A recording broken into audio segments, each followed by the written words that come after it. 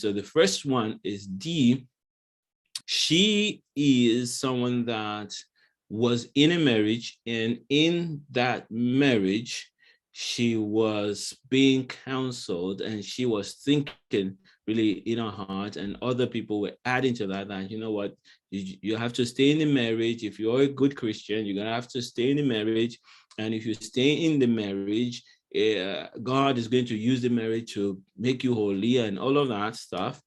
Now, there's nothing wrong in working on your marriage, but if you have the wrong mindset and you're trying to stay in the marriage, it gets worse and it causes more toxicity and more pain. And so I want to use this to remind you and to highlight to you that it can be really bad. Look at the story here. I know how hard I try to save my marriage. I know how hard I try to save my marriage. And it's true. Remember, remember this lady at the beginning of yesterday's presentation. Why do you think someone can be this frustrated? It's when you're trying your best, you're doing everything that you know how to do, and you are getting little or no response. Little or no response. You're doing everything that you know to do, everything you know to do, and you're getting little or no response. That's what makes one so frustrated. And this way, exactly where D was. I know how hard I tried to save my marriage. I know how I chose forgiveness after learning of his adultery. That's already a reason why a marriage can be broken, but not always, because you can always bring forgiveness. Forgiveness is something that God gives to us so that we can, we can bless others with it. All right. We're going to talk about all this. I know how I prayed without ceasing. Prayed. She was praying. She's a Christian. She's a believer like Yona. She loves the Lord. I know how I prayed without ceasing, fully believing God will save my marriage. I know the hurt and the pain I endured for the sake of doing the right thing, of keeping my marriage together. In this place now, let me begin to solve this problem. When I meet someone like this, and they're struggling, and they are saying, I'm trying to keep my marriage together, I always try to tell them, stop that. You gotta start from the first place. So when a person is trying to keep their marriage together, they're trying to do the right thing, they're trying to make sure that the marriage, there's no divorce, they are operating an upside down strategy. If you look at the roadmap here, you will discover that the first step is supposed to be a joyful heart. But what happens when you're trying to keep your marriage together? You are operating at friendship level. It's only friendship level that talks about unity, coming together, and friendship level is at the top here. So you start here, and you move through this whole journey like this, and you get to this step number 7, 8, and 9. That's where you begin to think about being together, keeping in marriage, a unity, and all of that. And so when a person is working hard to keep the marriage, I always tell them to stop that right away. This is not what you need to be doing right now. When there's adultery, when there's pain, when you are sad, when you are being broken down, the first thing you need to do is a joyful heart. Let me read more of what D has to say. I also know how I was losing my dignity and self-respect. That's the sign to show you that step number 1 was not well done. It's not even being attended to.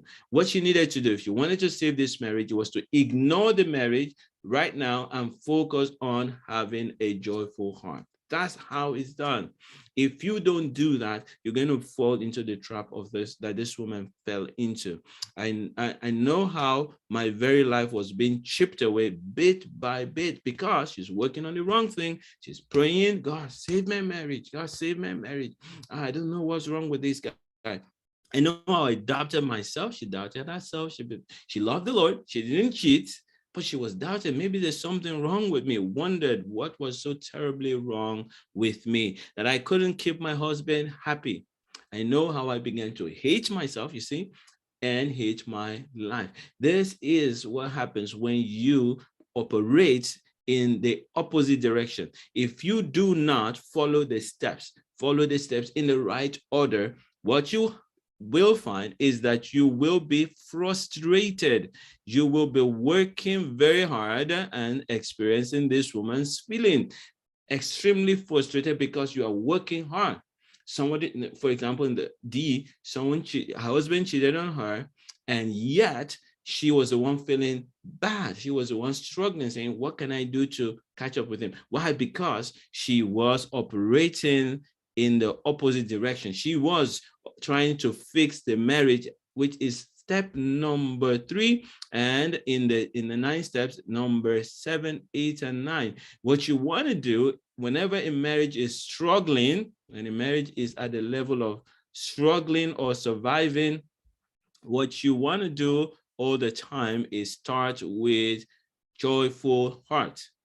Joyful heart. When you work on joyful heart, what you will get, you will eliminate what she's talking about here, where she says, I was losing my dignity and self-respect. You eliminate that, because how do you work on your joy? You take responsibility. You understand, number one, that joy is not a function of what my husband says, my country says, my president says, the weather. It is a function of my connection with God. And so if she had learned this, she would not lose her dignity or self-respect. She will not be, her life will not be being chipped away, because all these feelings that she's feeling, she released them to her husband. She gave control of joy, our peace of mind, our self-respect, our dignity, all the things that are supposed to be in the hands of God, she allowed them to be in the hands of the husband, and she began to feel these things. And she's scared more than that. I don't want my marriage to break. I want to be a good Christian. God hates divorce, and instead of allowing God to be the one in control, she's trying to fix that. She's trying to make sure that she doesn't make that mistake or become that person whose marriage is broken. A lot of people that I meet, a lot of Christians, they are so afraid of being the one whose marriage is broken that they sabotage their own marriage. They are so scared of ignoring the marriage for a while so that they can work on themselves. And usually ignoring the marriage for a while is just about 30 days, not even up to many times, so that you can learn to shift your mindset into the right place. But they're so scared of it that they sabotage and destroy their own marriage. I want to tell you, this woman began to notice that she's losing her dignity, she's losing her self-respect, her life is being chipped away little by little. She's feeling something is terribly wrong with me, and she began to hate herself and hate her own life. She could have turned that around, because that is not a function of what her husband was doing. He was the one doing wrong. He was the one being unfaithful in the marriage. She was supposed to still be all right. And what would she have done? All she could have done is learn to take responsibility for our own joy. Take that scripture that says, rejoice always, and ask herself, how is that possible? And work on that. And so if she had worked on that, getting her self-respect back, regardless of what he does or does not do, get her joy back, regardless of what he does and does not do, put some boundaries in place, because she knows that, okay, you cheated, this is that. You're not going to, I will not be open to allowing you to continue to say those things to me. She put some boundaries in place. Confidence to do that. All of that comes from being grounded in God, taking responsibility for your own joy and peace. Once you do that, it gives you the right state of mind to put the right boundaries and do the right thing. This is the first step. Now, in doing that first step, there are several layers of the first step, and I'm going to show that to you. So we're going to try to piece, what D could have done differently. So the first thing is to take responsibility. My own joy is in my own hand. I'm going to be responsible for being joyful. Once she does that, the next step she needs to do is forgive. And how do you forgive someone that has hurt you? She said she chose to forgive rather than run away. And she had a right. She has a choice. And it's important to put that on the table when we are in a situation like this. Whenever there's infidelity, it's very important to let the other person know that according to scripture, I have the right to leave you right now. And that will be right in scripture. I have the right to leave you because you have broken the covenant. You have broken the covenant, and I can choose not to stay with you in this marriage. Very important to put that on the table. But then to say, regardless of that, I chose to forgive you. But you see, saying that is not what really matters. What matters is understanding why people do what they do. And so in order to really forgive, you need to really feel and understand why your spouse has done what they have done. The reason doesn't excuse the error. What it does, it gives you the understanding and gives you the ability to really let go of the negative feelings that come when someone cheats on you. There's so many feelings that come when someone cheats on you. I've done a video on how to deal with infidelity. That's on this channel. You can search for it if you need to deal with that. But the first thing that you want to do is understand that your spouse is making those decisions because they want something, and figure out how to release that negativity. That's the second step that D should have taken if she wanted to repair and rebuild a marriage. She was doing the wrong thing in trying to keep the marriage together, try to keep friendship when it was not yet ripe. She had not yet built the right step. The last step is no junk. And what I mean by no junk, I'm going to show you. What I mean by no junk is whenever we are, just go back to this story. Whenever we find ourselves trying to get people to please, to like us, trying to prevent ourselves from being looked down upon by others, trying to get approval, trying all of that, those are junk love. The real love is love that flows regardless of your mistakes, regardless of your ideologies, regardless of how you behave. The love is constant. That's real love. And junk love is what many people are used to. And so in this case now, she is really trusting God to save her marriage. What does that mean? She says, fully believing God will save my marriage. She's saying, I just don't want things to break down. I'm going to do whatever I can do to keep it. All of that is still junk. What you want is to be yourself. This marriage is about to break. My husband has cheated on me. So many times I feel like Christians, they hide that, they cover it. They don't show anybody, don't share with their brethren.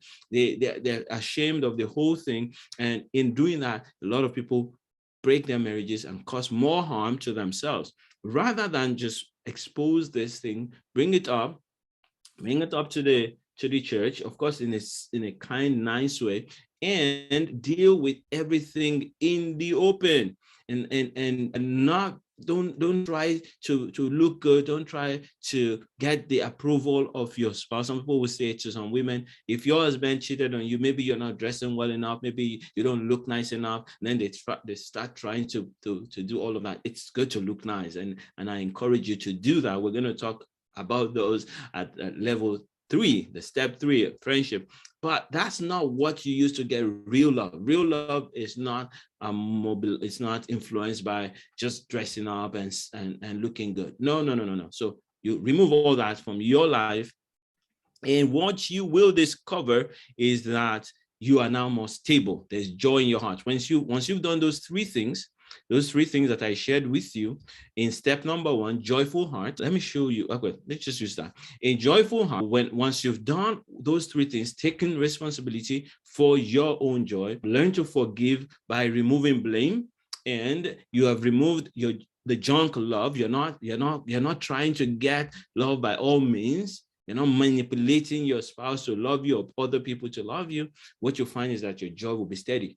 And once you've done that, the next step, what you needed to do is build a massive love tank. In other words, what does that mean? When the husband starts saying things or behaving in ways that makes her feel belittled, she's able to forgive him because she understands where he is coming from and what is causing that.